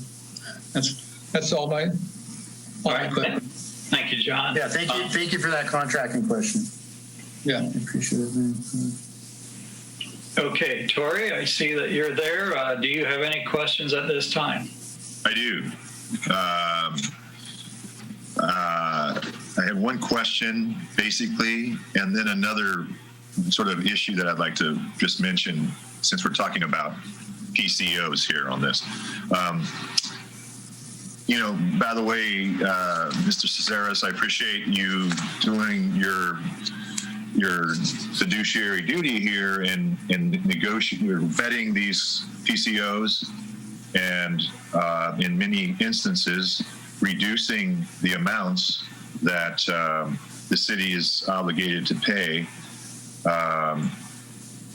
I'd just like you to, in many of these, I'm okay with, I guess I would say, but I'd just like to hear, like on PCO number 71, where you basically reduced what the original builder was asking by about 75 to 80% of their total requests. The original PCO was 1.1 million, and now it's 254,000. This is the CDFW mitigation or whatever that little component is.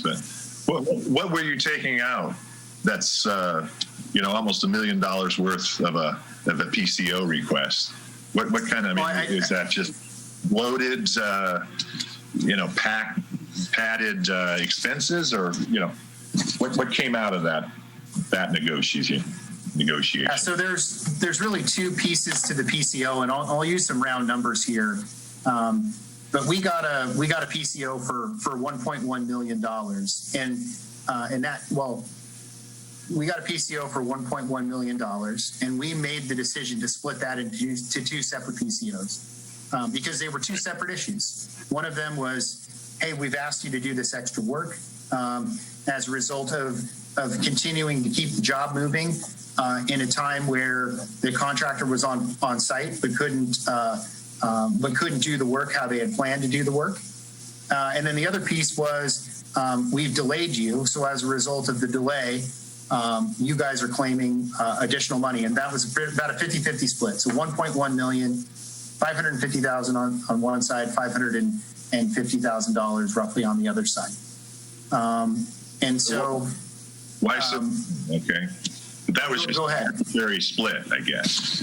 It wasn't an arbitrary split. Those are two different things. One was additional work that we asked them to do in terms of actually physically moving dirt, altering their planned construction activities, the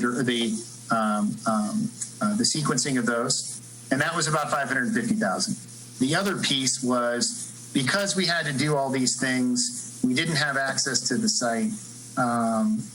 We need to extend the contract duration by this amount of time, and the result of that contract extension, we have to carry all of our staff for this additional time, and the impact of that is another $550,000.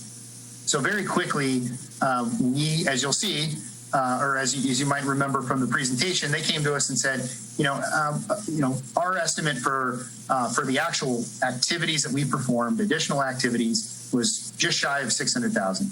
And we looked at that, and we negotiated with them, made note of a couple items that we didn't think were applicable, and that number came down to about $550,000. So we didn't really move the needle very much in terms of the hard construction dollars that we're talking about.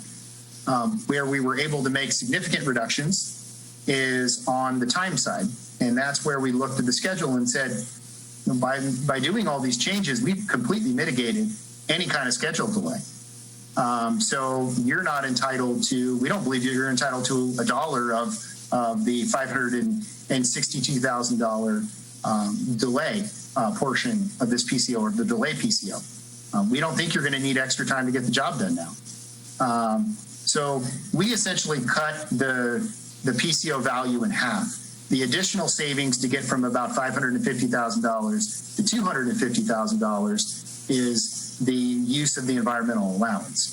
So, this work is still going to cost the city $550,000. We're just using our environmental allowance budget to cover $300,000 of it. So we're only paying the DB team an additional $250,000 to mitigate the issue. So that's how that breaks down. I know that's a little bit cumbersome, and why would we split those PCOs into two different PCOs? That was pretty calculated on our part, and there's a specific reason why we wanted to do that. We wanted to separate those two issues because largely we agreed with the design build team in the way that they actually handled the additional work and the additional earthwork that we identified. But we had early on, before we got real deep into the schedule, we had some real questions about the schedule delay.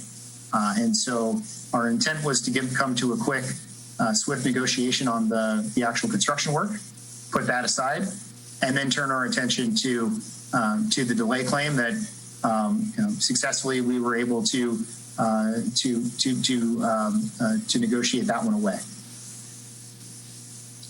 Well, that sort of leads me to my other issue, which, and Rick, Mr. Chairman, I don't know if this is a valid move at this point, but the last round of PCOs back in May that were brought by the consultant and the DB team were much greater in value, $6 million or so, 5.9 million, with half of that roughly being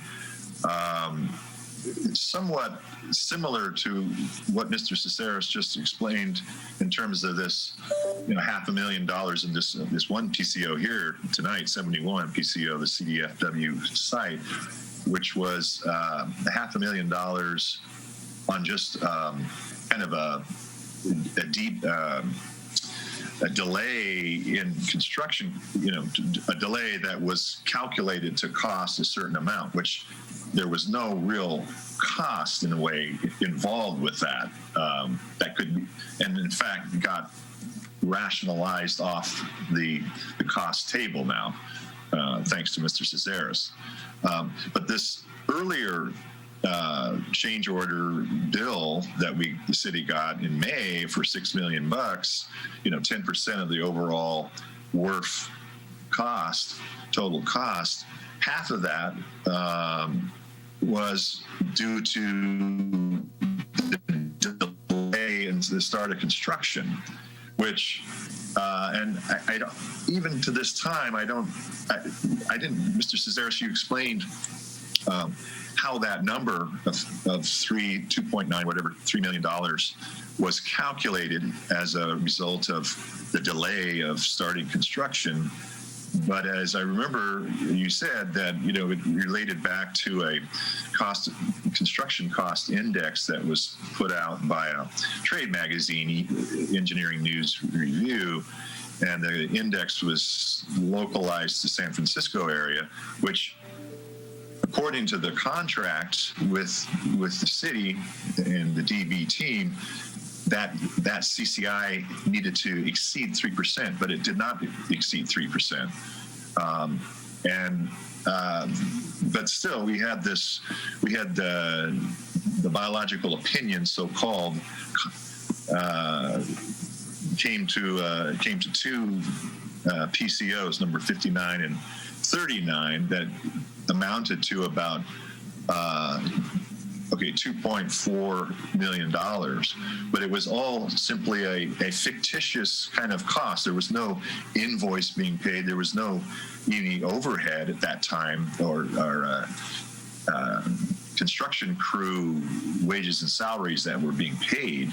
It was just an estimate of potential cost overrun or potential increases in construction materials and possibly labor and other fees that, in fact, according to the CCI index published by the ENR, never really materialized anyway. So I'm just of the opinion that $2.5 million cost overrun that already we've kind of accepted and has bumped the total cost of of the total WRF project, including the conveyance and injection systems, to 130 up from 126. It should be waived. It's not a real cost. Nobody's being paid. That's just back to John's point. It's just pure profit. It's a pure transfer over to the contractor. And this round of PCOs comes to $835,000. That's kind of a small amount compared to the last round, which was $6 million, and half of that $6 million almost was this delay. Fictitious cost that's just basically pure profit going to the thing. I'm just of the opinion that needs to be highlighted. We didn't really clarify how that number, that dollar value was calculated, especially when the CCI index was virtually flat for the period involved. And, Jen Calloway, the chief financial officer of the city, was managing the project at that time and is no longer with us. And I don't know. I just think that somehow we kind of finessed by that cost overrun, and that's a significant cost overrun. I just think that's something that needs to be flagged. And, it'd be helpful if we could understand where that number came from. But it may not be. This may not be the moment to go through all that, but I still am. I still have it's still unexplained and obscure to me that we are being billed for that amount of money.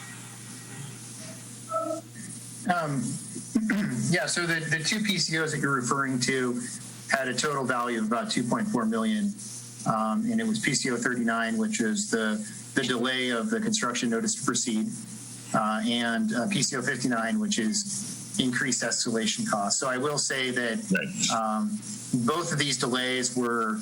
I think there's a fundamental difference between the scheduled delays that we were able to avoid with PCO 85 versus the scheduled delays and the schedule cost impacts that we have from PCO 39 and PCO 59. In that PCO 39 and PCO 59, and I don't like these PCOs. I don't like the value of these PCOs. The difference between these is they were contract driven. The contract that was signed with the design build team is explicit, in terms of the terms. And because of the delays, there were real costs that were claimed by the design build team, specifically with PCO 39. For the NTP delay, they did have staff that were sitting and working and continuing to work on the project, but weren't being fully utilized because they were construction-related staff that were mobilized and couldn't be used for construction activities. And I don't want to get into too much detail in the interest of time here, but again, that was a contract-driven change in PCO 39, and PCO 59 is very similar in terms of the escalation calculations. Now, if the escalation doesn't manifest itself, again, this is escalation that's tagged on to the end of the project based on the contract language and how the contract's written. And this was vetted with the city attorney initially, and the PCOs were also reviewed by the city attorney. And that escalation cost, if it doesn't manifest and the design build team does not spend that cost, then that's cost that the city does not have to pay. But again, the contract terms in the design build agreement dictated that change order. So again, I think that's how you can kind of fundamentally separate these two PCOs that were considered as part of Amendment Number 3 back in May with the current delay PCO that we're talking about that we were able to avoid. In that, the city paid roughly $500,000. $300,000 of that cost was offset, but that $500,000 was well spent because it was the way that it was done and the collaborative nature that we worked with the design build team. We were able to mitigate a significant delay that we could have faced. So that's the way that I would ask you to kind of look at the difference between those three different PCOs. Okay, well, thank you for the explanation. I just think, though, in response to that perhaps a new terminology would be more transparent to particularly the people and city and ratepayers of Morro Bay, that instead of calling some of these things cost overruns, call them, like you said, offsets or contract, inflations of total price, because they're not really costs. They're just sort of accounting categories being shifted around a bit in some of these cases. And even, for example, this environmental, forget what you called it, the environmental allowance, it sort of hides the fact that we're actually paying $500,000 for PCO number 71, when on this city report it's half that amount. And so it just, for transparency and to all the stakeholders involved, it might be better to not to watch the terminology when we're talking about costs and call things for what they really are in terms of offsets or delayed inflations, whatever terms you might come up with. But it's just hard to see where costs fall in some of this sort of accounting gerrymandering, if you will. So that's all I'd say, right? I just want to emphasize something that Eric talked about a few minutes ago is if we get to the end of the contract and the contractor hasn't incurred those costs, we won't pay them.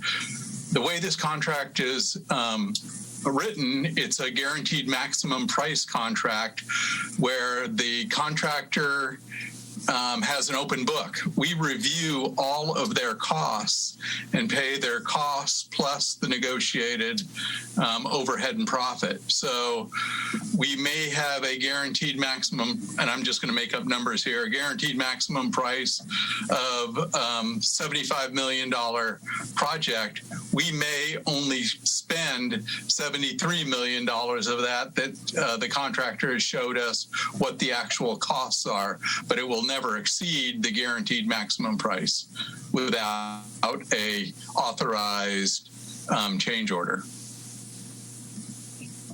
Okay. Yep. All right. Thank you, Tori and Rob and Eric. The only question I have, and it's just for clarification purposes, is the 614,000 contingency that's remaining. That's strictly for the water reclamation facility. That does not include contingency for the conveyance system. Is that right? Conveyance system has its own contingency?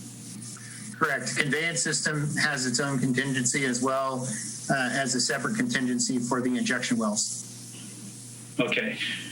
I know there had been some people that commented that, oh, we haven't even got into the conveyance system yet, so we're almost out of money there. So, okay, I just wanted to make that clear. Are there any last-minute comments from any other? We've gone through the board. Any other board member want to come back? It looks like Jan has something there. How much, I guess this might be for Rob, what is the size of how much property was purchased for this?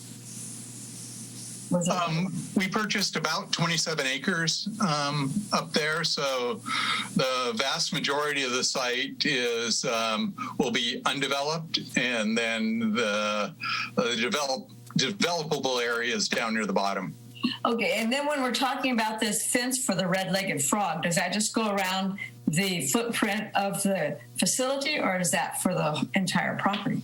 It's the footprint plus a little bit that the red-legged frog exclusion fence will be in. And, the changes that we're looking at are changing from a concrete wall to a more high-density polyethylene or plastic type fence rather than concrete.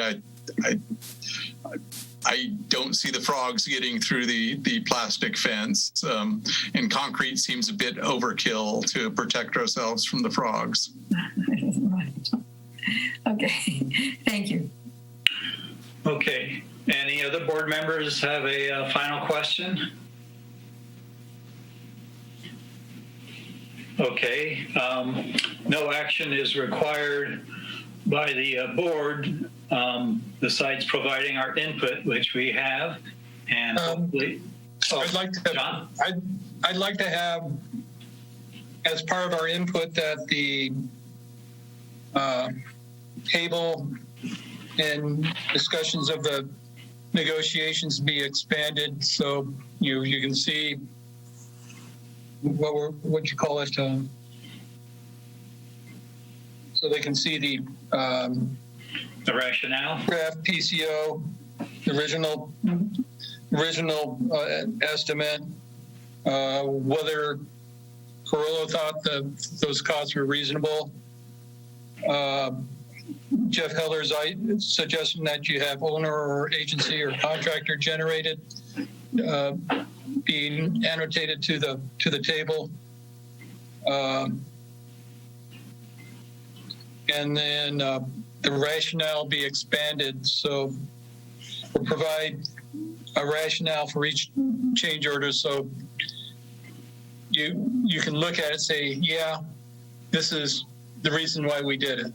And so it stands by itself rather than requiring a board presentation to explain it. Thank you, John. Those are good points to be made. Hopefully the City Council will have a more clear picture in their packet before they get to the meeting. Any other last comments from the board? Thank you, Eric and Rob and all of staff that have participated this evening. That will finish this item. And let's see. That's the last item on the agenda. Just one final reminder, and Scott what is the final closing date for applications for board positions? I'd like to mention that we still, mention again that there will be 5 potential vacancies available to the public to apply. So what's the last date for applications? I'm going to have to look on the website if you don't mind.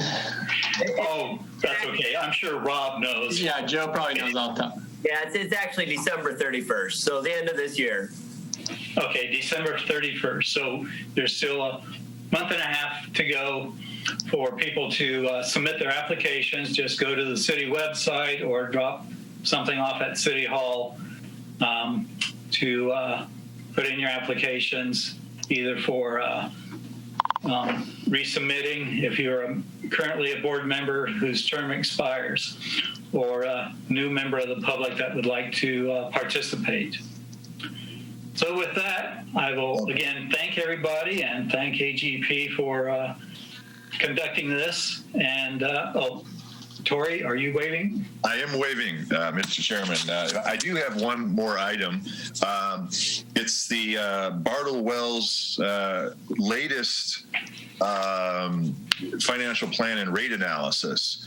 It was mentioned back in May, but I am not able to find it on the city website. And the original 2018 report is the only one I can find on the city website. So I'd like to see the updated Bartle James rate study as these cost PCOs are coming in. And it was mentioned by Jen Calloway back in June that we were promised a re-examination of rates that may in fact go lower given the WIFIA loan, the low interest rates, and so on and so forth. And so there was a review by Bartles and James to see whether or not those reductions could come in, given the cheaper money that we have to pay for the facility. And so I've been kind of waiting for that that study to be public, but it doesn't seem to be public. And that study is not complete yet. Until we have the state revolving fund locked in and know what the rate is and know how much money they're providing in loan and grant and how much cash on hand would be needed, and also have the pipeline conveyance contract reviewed and approved, we really can't give that final analysis. And that's what we told council, I think last month, when we gave an update on this. So we will be bringing that forward after we have a better idea of SRF. And I think Eric can probably cover this a bit better than me, but we're thinking that process will be complete early next year.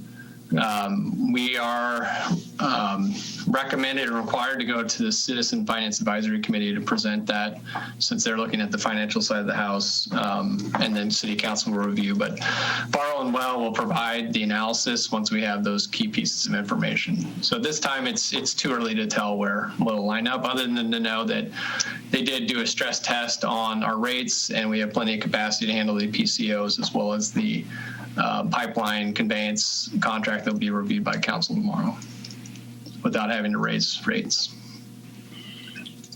Okay. Any other last comments there before we adjourn? Jan? Scott, we're going ahead with this. We're going to get the WIFIA and the state revolving fund, and every time that I'm in a conversation that this comes up, you're saying that the state revolving fund hasn't been secured. I mean, hopefully, obviously, you're making us feel like you're confident it's going to be. Yeah, 100%. We just have to go through a very lengthy process. WIFIA took over 2 years to come from beginning to end. SRF will be a little easier because we did a lot of the work that will just transfer, mainly around the environmental. We couldn't move forward with the project. We couldn't start the project until SRF signed off on the environmental. So we're going to get it. It's just a matter of time. Their process was slowed significantly because they're all working from home, all of them. So they're way behind. So we would have figured by now we'd already have it locked in. So it's just one of the things of a global pandemic you got to deal with. So we're 100% confident we're getting it. It's just the particulars of it haven't been settled yet. They're looking at the legal side of it right now. That's where we were with you last year, and it took a couple months to go through that process. But again, a lot of the legwork was already completed by WIFIA. WIFIA and SRF staff have coordinated significantly on the reviews, so we got a leg up on that. It's just taking longer because they're working from home. Well, good. Hate to get to the end of this and have them say sorry. Right. Yeah. No, the board approved up to $105 million. So we're not worried about the funding. It's just getting down to the precision on what the rate is and how much. Okay. Thank you. Mm-hmm. Okay, again, thank you, everyone. And until our sometime in the future next surprise meeting, this meeting is now adjourned. Okay. Thank you. Okay. Thanks all. Thanks, everyone.